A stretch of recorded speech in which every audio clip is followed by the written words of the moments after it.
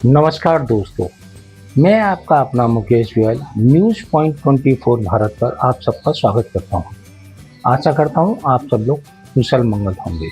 आज की मेरी चर्चा का विषय है पेपर लीक और पेपर लीक के साथ साथ मैं FCRA पे भी बात करूंगा। Paper leak, paper leak, paper leak सभी लोग चिल्ला रहे हैं और उसमें से 90% लोग वो हैं जो पेपर देने को तैयार ही नहीं है। कभी वो कहते हैं हमारी तैयारी नहीं हुई, कुछ कहते हैं हमें डर लग रहा था कि पेपर लीक हो गया, और कुछ लोग कोई ना कोई बहाने करते रहते हैं। पेपर लीक शुरू से बहुत पहले से तो होते थे।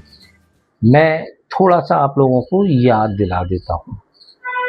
मुलायम सिंह जी ने बोल दिया था कि भाई नकल करो, कोई दिक्कत, कोई पकड़ो मत, इनको पास करो, सबको नकल करने दो। जो मेरे टाइम में मेरे को अच्छी तरह याद है कि सैंपल पेपर आते थे और सैंपल पेपर में ये कहा जाता था कि अगर आपने हमारे सैंपल पेपर कर लिए तो आप पास हो जाओगे।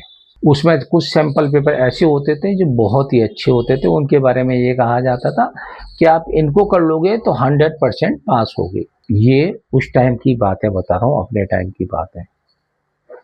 और सत्यता भी ये है कि वो सैंपल पेपर करने के बाद 70% पेपर उन्हीं सैंपल पेपर में से आता था। उस टाइम एक और काम होता था, जो जो आज की डेट में कोचिंग सेंटर, जो बड़े बड़े कॉरपोरेट हाउस में कोचिंग सेंटर जो लगा के बैठे हैं ना, इन लोगों का काम ये होता था कि ये सेंटर परचेज कर लेते थे, यानी सेंटरों को खरीद लेते थे और कहते थे कि जो बच्चा हमारे थ्रू फॉर्म भरेगा, यानी प्राइवेट 10th 9th में फेल हो गया तो वो 1 साल का गैप दे के 8th पास का सर्टिफिकेट लगा के 10th का प्राइवेट वो फॉर्म भर लेता था, क्योंकि उसमें 2 साल का गैप दिखाना होता था।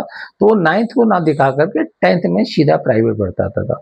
और वो प्राइवेट वाले ये कहते थे कि अगर आप हमारे सेंटर से हमारे थ्रू पेपर भरोगे, यानी फॉर्म भरोगे, तो आप 100% first division second division pass करोगे।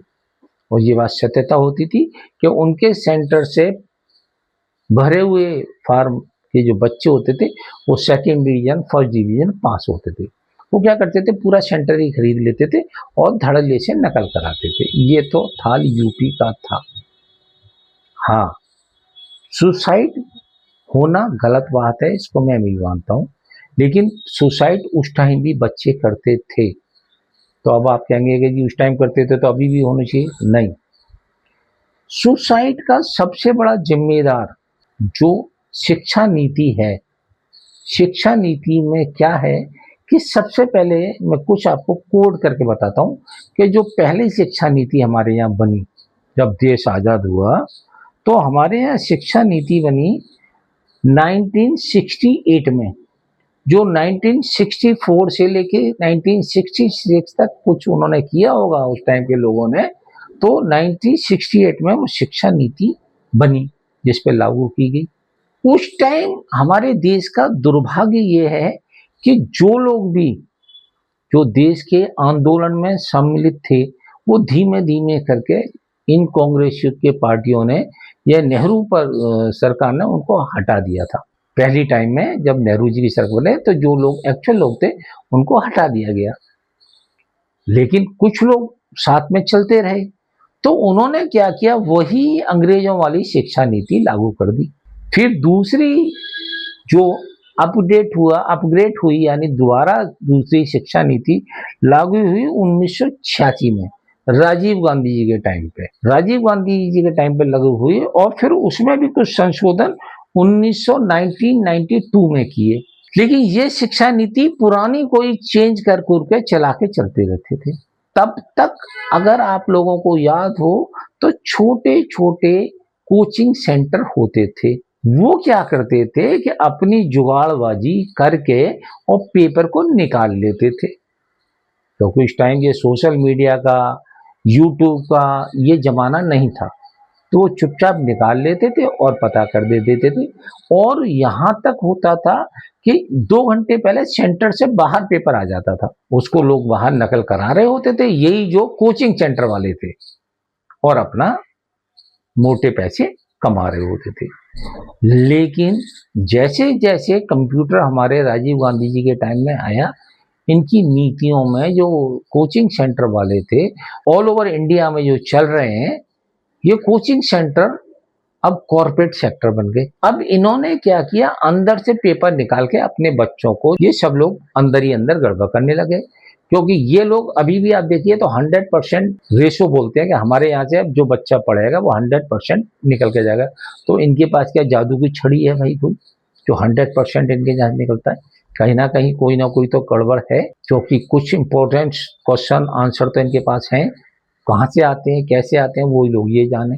अब वही लोग जब 2020 में शिक्षा नीति में बदलाव होने लग रहे हैं तो इनको सबको डर लगने लगा। तो ये 2026 में जो भी आंदोलन चल रहा है, ये आज का आंदोलन नहीं है, इसकी ये नींव रखी गई है वो बहुत पहले रख दी कि ये तो हमारी दाल रोटी बंद हो जाएगी ऐसे तो ये उस चीज को भड़काने में लगे भड़का लेने में। साथ साथ क्या होने लगा कि गवर्नमेंट ने एक और काम कर दिया कि FCRA का एक और फंडा ले आई। उसका क्या मतलब है कि जो विदेशों से फंड आ रहा था उस पर इन्होंने सख्ती कर दी। तो ये लोग ONGO वाले भी अब गड़बड़ करने लग गए, क्योंकि उनको पता विदेशों से फंड बहुत आता था, अब वो सब लोग चिल्लाने लगे। तो ये शिक्षा माफिया यानी जो एजुकेशन माफिया है और ये NGO वाले दोनों मिल गए और उन्होंने बच्चों को तूल दे दी। जितने भी वहां पर प्रोटेस्ट हो रहे हैं उनमें से कितने बच्चे वामपंथी JNU के जो मक्कार जो देश के टुकड़े चाहते हैं, स्वरा भास्कर जो कश्मीर को अपना नहीं मानती, प्रकाश राज जो एक्टर है, ये जो देश के टुकड़े कराना चाहते हैं वो सब लोग इकट्ठे हो गए और उन्होंने जो भटके हुए युवक थे जो बेचारे शरीफ थे उनको घेर लिया। तो जो पेपर से शुरू हुआ वो अब एक राजनीतिक उथल पुथल में चला गया, क्योंकि ये सारे के सारे मक्कार एक जगह इकट्ठे हो गए और देश को तोड़ने में लग गए। अब आप लोग कहोगे मैं क्या कहते हैं मोदी भक्त हूं, नहीं भैया, धर्मेंद्र प्रधान इस शिक्षा नीति में वो चेंज कर रहा है जो इन लोगों को पसंद नहीं आ रही। सबसे बड़ी प्रॉब्लम ये है, NGO पे जो शिकंजा कसा जा रहा है वो इन लोगों को पसंद नहीं आ रही। सोनम वांगचू NGO के नाम पे बहुत मोटा फंड खाता है, ये वो है। अब आप इसको समझिए। मैं तो खासकर यूथ से कहना चाहूंगा कि आप लोगों ने बुरा टाइम तो देखा ही नहीं है, इसलिए अपनी पढ़ाई पे फोकस करिए। हाँ, शिक्षा नीति में बदलाव जरूरी है, लेकिन किसी मिनिस्टर का इस्तीफा मांगने से काम नहीं चलेगा। स्टूडेंट को ये डिमांड करनी चाहिए मोदी से या मोदी से, क्योंकि वो हमारे देश के प्रधानमंत्री हैं, कि जो भी इसमें सम्मिलित हैं, चाहे वो ट्यूशन सेंटर वाले हों या प्रेस वाले हों, जहां उन सबको दिन में गोली मारी जाए, तब हम इस आंदोलन को वापस लेंगे। इस पर फोकस करो। और धर्मेंद्र प्रधान की जगह कोई दूसरा आ जाएगा, उसके टाइम भी लीक होगा, फिर आप क्या करोगे? जहां से पेपर लीक हो रहा है, जो सम्मिलित हैं, अब जैसे कि इतने सारे ऑनलाइन कोचिंग सेंटर चल रहे हैं, वो कोचिंग नहीं पढ़ा रहे, वो सब अपनी रोटियां सेक रहे हैं, देश में अब रिवोल्ट कराना चाहते हैं बच्चों के थ्रू। मुझे तो यही लगता है। बाकी ये मेरी कड़वी बात आपको अच्छी लगी तो मेरी वीडियो को शेयर करें, मेरे चैनल को सब्सक्राइब करें, मेरे वीडियो को लाइक करें। जय हिंद, वंदे मातरम।